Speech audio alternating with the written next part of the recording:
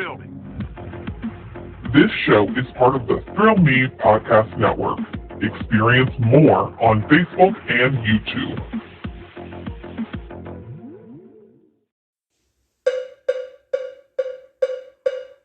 It's Review It Man, reviewing what he can. Movies are his jam, so let's get twisted, man. It's Review It Rob. Hey, yo, welcome to a new episode of the Review It Rob Show. Appreciate you joining in. This week I'm going to be talking about the much talked about film that's just released. A lot of people have not been a fan of. I'm of course talking about the latest Sony Spider-Verse-ish movie release that involves a villain as kind of villain, Madam Web. We'll be talking about that movie on this week's episode. Will I be as much of a downer on it as a lot of people have been? Stay tuned to find out. As well, I'm going to have some news information, latest news, including, of course, DC and horror, as that is mandatory to every episode and everything else going on movie realm-wise, man. So, appreciate you all joining in here. Hope everybody had a wonderful week since the last time we joined in and had a conversation here on the show. But without further ado, we're going to jump into Madam Web. The film, like I mentioned, is the latest Sony Spider-Man film that doesn't have Spider-Man in it, where they're just trying to use Spider-Man adjacent characters because Spider-Man is in the Marvel Cinematic Universe, but at the same time Sony owns the film rights to Spider-Man, so they could really be doing whatever they want, but I digress. Madam Web is rated PG-13 for violence, action, and language. It is, of course, an action-adventure film running in at 1 hour and 57 minutes. Is that all? Theaters is where you can see this movie. In a switch from the typical genre, Madam Web tells the standalone origin story of one of Marvel Publishing's most enigmatic heroines. The suspense-driven thriller stars Dakota Johnson as Cassandra Webb, a paramedic in Manhattan who develops the power to see the future and realizes she can use that insight to change it. Forced to confront revelations about her past, she forges a relationship with 3 young women bound for powerful destinies if they can all survive a deadly present. Rotten Tomatoes critic score has it a 13%, while the audience score is more favorable at a 54%. IMDb is at a 3.8 out of 10. So, what were my thoughts on this movie? You know, ever since I saw the trailer, I had zero expectations for this movie. And, just going off of other Sony films recently, I know some people enjoy the Venom films. I haven't enjoyed any of them, either one of them. The first one's fine. The second one's just not. Morbius, I saw once. I don't remember most of it. And I'm not too overly enthusiastic about Kraven the Hunter that's coming.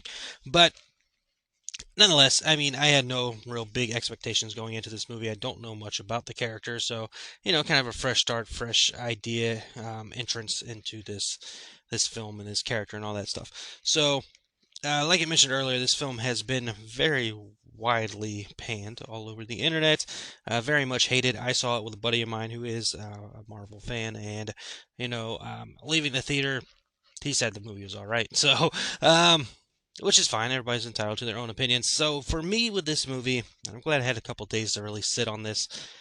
I try my best not to be overly negative on the show. If you remember earlier this year, I did the Night Swim movie. Very quickly got through that because I wasn't the biggest fan of that film. And to be completely and utterly honest with you, I'm not a big fan of this movie either. I think the biggest issue that this movie ran into and had was its dialogue. The dialogue of the movie is just not good. It's not the best. It's not well put together. There's things these characters say in this movie that's just unbelievably terrible. I'm sorry. Again, I don't want to be negative, but the dialogue, and it's mostly with the villain of the film, Ezekiel, I think. It's just, nothing about the villain of this movie, character-wise, was interesting to me. It's an interesting idea, but like the dialogue and the actions and the why does he have this suit all of a sudden? Where did this suit come from? You have more questions about things than you should have in general. It's like, why does he have a straight up Spider-Man looking suit? But what? Huh? How? Where? What?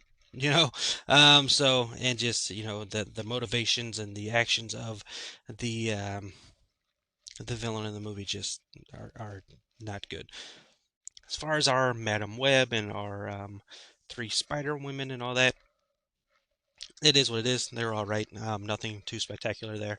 Again, I don't want to overly harp on this movie. I think the main issue is the dialogue, and it's kind of the problem that we're going to get with a lot of these Sony films that are not Spider Verse, right? The Spider animated Spider Verse films, very well put together, very fantastically done, awesome. Both of them, and I'm sure the third one coming is going to be great as well. But when it comes to these films, especially the villain movies, which Madam Web's not really a villain, so the anti-hero deal. Well, Madam Web is a villain in the comics, but kind of anti-villain, back and forth, yada yada. But when it comes to what they're doing now with Morbius and this movie, and then the Venom films and Craven the Hunter and all this stuff, are they setting up a Sinister Six? Are they not setting up a Sinister Six? That's something that's gone back and forth for quite some time now. With the failed release of Morbius, maybe not. It was teased there, but I haven't heard anything else that goes along there. And of course, if you're going to have a Sinister Six, you need Spider-Man, but apparently Sony is too scared to use the character they have the film rights for because they're letting the MCU use it. It's a whole mess over there. But the big issue that they're running into and why these movies are lackluster is the fact that they're rushing these films out. And they're rushing them out because that's the contract they signed. In the early days, for the MCU and all that, Marvel sold off a lot of their properties to save money, to get some money, obviously, and that's why in Universal Studios theme park, that's why they have the superhero island with the Marvel stuff, and that's why Disney now can't use it over in Florida because the contract they signed there. Um, they can use it in Disney, but they can't use it, or Disneyland, but they can't use it in Walt Disney World because of a contract they signed in the early days.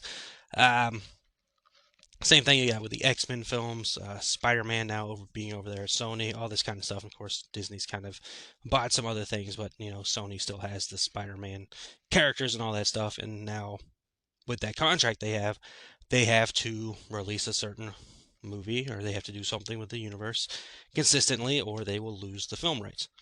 So they rush these movies out there, and we end up getting films that are not properly put together and strategized and given the proper time and attention that it needs to make sure that it is a driven thing. Like, I mean, the Madam Web character, from what I've seen, again, I'm not, at first, I don't have a whole lot of information on the character itself, but, the character that I've seen and looked into since this movie, interesting character, really cool character.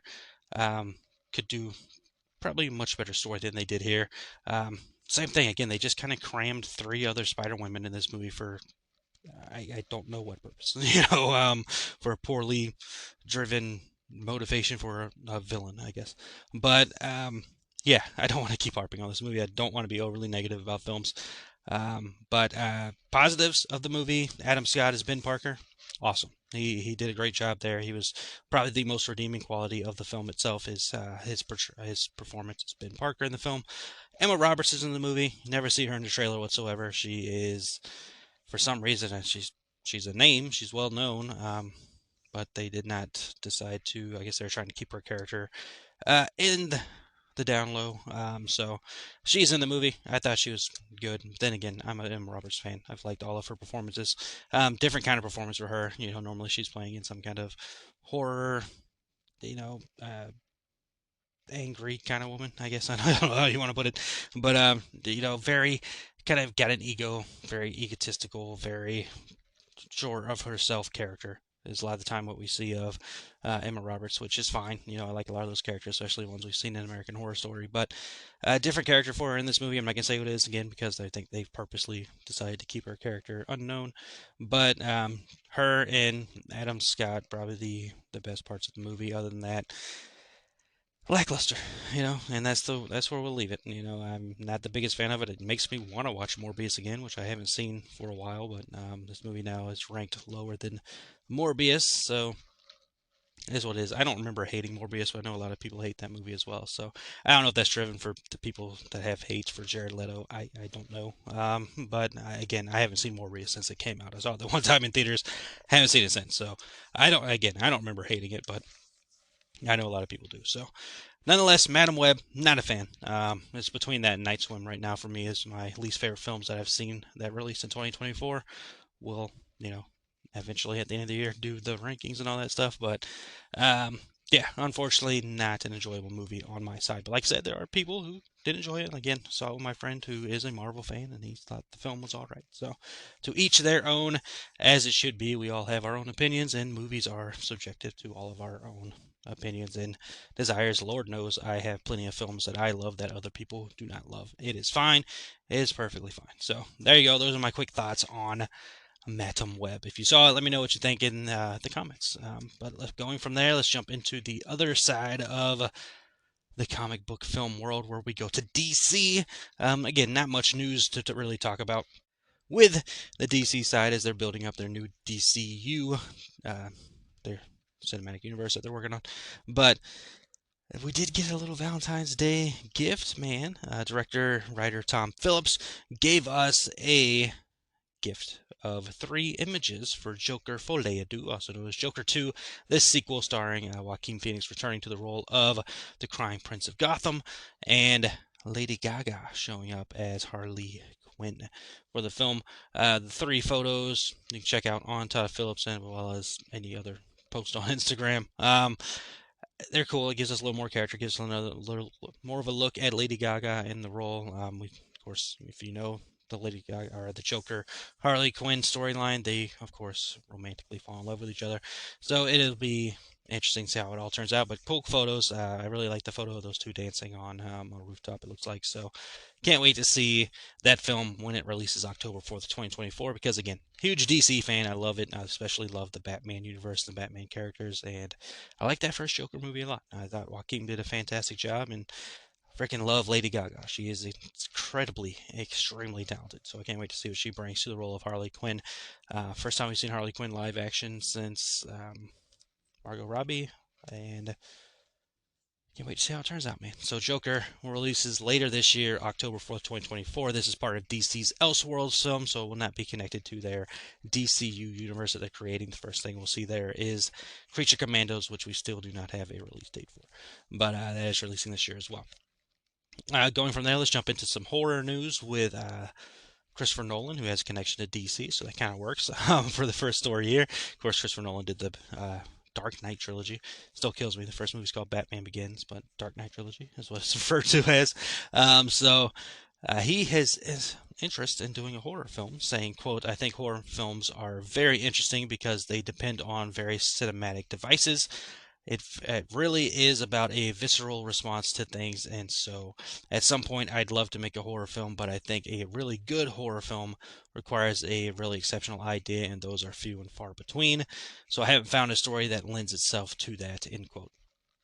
I think I speak for a lot of people who know Christopher Nolan's work to say he's had some horror elements in his films, and I think he would do a fantastic job making a horror film, and he would make a really, I don't know if you want to say artsy, but he would make one of those horror films that has a lot of meaning and story behind it. It wouldn't be like one of those, 80s films that is just blood and guts and nudity and all that stuff, man. He would, which, nothing wrong with that, by the way, but he would make more of a classic style horror film, which would be cool to see, man. I would like to see what Christopher Nolan has up his sleeve and what his eye for the horror film would be, man. That'd be pretty cool.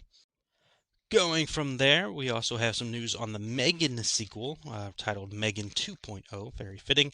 The film will be getting a new release date as it has been pushed back to later 2025. Megan 2.0 will now release on May 16th, 2025, as opposed to its January 17th, 2025 release time. I am excited for this movie. I'm highly anticipating. It will be on my most anticipated films 2025 list without a doubt, because I really love that first movie. I enjoyed that movie a lot. It's probably one of the movies I watched the most last year between that and The Flash. I watched that movie a ton of times. Thought it was really well done. Thought it was really well put together. It being 2025, I don't think they're rushing this, and they've pushed the release date back a little bit, so that's pretty good as well to see that they're not rushing the the making of the movie. I thought what they did was really, really solid with that first movie. So to see them taking time with this movie and make sure they get everything up to par, as because I mean with sequels it's tough. Sometimes there are sequels that are better than the originals or live up or in the same vein as the original film, and sometimes they're just really bad sequels. So we're hoping the best, of course, for Megan. Rumors of Megan maybe returning at Halloween Horror Nights this year. She was there as a walking character. You have to kind of find the character around the park, and they put on a little dance show as only Megan can do. So there are rumors of Megan returning at Halloween Horror Nights this year. Maybe a house this time around. We'll see. We'll have to wait and see, as nothing's really been announced there. But I'm always excited for Halloween Horror Nights. I've already got my hotel booked. I'm extremely excited, as always, for Halloween Horror Nights. So we'll see if Megan returns there. But Megan will be returning to theater screens in 2025, May 16th, to be precise. Right, and a little bit more news before we end this episode this week. Speaking of Valentine's gifts, as we got earlier with the Joker news, we also got another Valentine's Day gift. This one coming from Marvel, as they have officially announced the casting for the Fantastic Four film, Marvel's first family. Long rumors have been going on about who the casting has been, and it's been changed several times as we've been waiting since since they announced Fantastic Four coming for the first time at D23. Right? I don't know. It was a while ago. But we finally got some casting information here on the first family of Marvel, with Pedro Pascal officially being announced as Reed Richards for this movie. Now, this is something that has been talked about for a bit, rumored about, but was never officially announced. So we kind of left that alone until we got official confirmation, and we do now officially have confirmation on that front. So he'll be playing Reed Richards. Vanessa Kirby has been cast as Sue Storm. Sorry, I don't know the best about Marvel, so forgive me if I mess up these names, but I'm pretty sure Sue Storm. Vanessa Kirby, you should know her. Talented actress, mostly been in a lot of the Mission Impossible films, and will continue to be in more of those going forward. Let's see. Trying to look it up here. See what else she's been in. Talented actress. Like I said, you're mostly going to know her from Mission Impossible, but she has a good filmography. We have, I'm going to mess his name up, of course, because of me, but Ibn Mas Baccarat, who is probably most notably known for The Bear, but was also in No Hard Feelings, The Punisher TV series, Andor show, The Menu. He's got a good filmography as well to him, so he'll be playing The Thing. And then we have Joseph Quinn cast as Johnny Storm for the Fantastic Four movie, rounding out the family there. Joseph Quinn, of course, for being Eddie in Stranger Things, where he became very popular from that show, and then he just had some other roles. He had some things lined up that should be interesting, but he will be rounding out the cast there. So, talented group here. Interested to see what they bring to the table with the characters. I have seen some surprisingly hate for this. Could have sworn people love Pedro Pascal, but as soon as they announced this, but then again, to be fair, comic book fans are kind of the worst. So, not all of them, of course, but some of them are just the worst. So, we will, nonetheless, no matter what, be getting this film in theaters July 25th, 2025. That is a week after. Was that a week, 10 days after Superman Legacy? So DC and Marvel Cinematic Universe releasing July 11th. So not necessarily 10 days, but close. July 11th, so that's 14 days. Releasing the same month, so that's good. I'm going to see both. Obviously, I'm more excited for the Superman film, but I will gladly be watching both and supporting both because you can do that. Crazy, right? Crazy thought that you can support both. I know I'm not the biggest Marvel fan in the world, but I still see the movies at least once. I don't gauge and say something's bad without seeing it. And even if it is bad, I try not to overly talk about it, as heard earlier in this episode with Madam Web. But excitement. It's good that we're getting more stuff. It's kind of fun this year that we're not getting bombarded with a lot of. I know there's like several releases coming in 2025 comic book wise, but it's kind of nice this year not to be bombarded with releases. Like I mentioned Joker earlier. That's coming out later this year. Deadpool, which if you haven't seen that trailer yet, the film is now called Deadpool and Wolverine. That's releasing later this year. Let's get a actual release date for y'all. Deadpool and Wolverine will be releasing July 26th this year, so middle of blockbuster season for that one. So there you go. So you got that coming. Like I mentioned, Creature Commandos comes this year. Excited for that. See the beginning of the DC universe. That's gonna be an animated deal. Marvel TV wise, they have the X-Men '97 cartoon. Continuation of the cartoon from the 90s. That's returning this March. They have Agatha expected to hit fall of this year. They also have Your Friendly Neighborhood Spider-Man releasing 2024. That's an animated deal as well. So still a lot of stuff releasing, but not an overabundance of things, especially movies from either side this year. So it's kind of nice to have this slow year, if you will, and on the fronts of those films, because I know some people have talked about superhero fatigue. Myself, I have not gotten tired of these films, but it is nice to not be bombarded with them at the same time, if that makes sense. All right, and the last bit of news before we get out of here is the Iron Claw film about the Von Erich family that was very well regarded. It will be officially hitting physical media on March 26, 2024, when you can get the Blu-ray, DVD, or digital copy of the film. The movie is retailing at $39.99. Why? That is insane. Is that because physical media is like going away? It's hard to find now that we're overly pricing films? Because DVDs, I mean, shoot, I think they're around $25 now. They used to be like, well, this is Blu-ray, so it used to be $15 to $20, give or take. Now it's up to $39.99 for this movie. Nothing against the quality of the film, but that seems ungodly to pay $40 for a DVD, even if it's Blu-ray. That's rough. Hopefully that is not the final price. Hopefully God, I wonder if that has something to do with the fact physical media is going away, because it does not make sense to me, to charge $39.99. But I digress. Never mind. Maybe people will be happy buying the movie at that price. I don't know. Maybe I'm being overly judgy of the price. Who knows? But nonetheless, man, that is gonna do it for this week's episode. Hope you enjoyed it. Let me know what you thought of Madam Web, as I gave you my thoughts on that film. Did you dislike it like a vast majority of the people, or did you think it was just okay?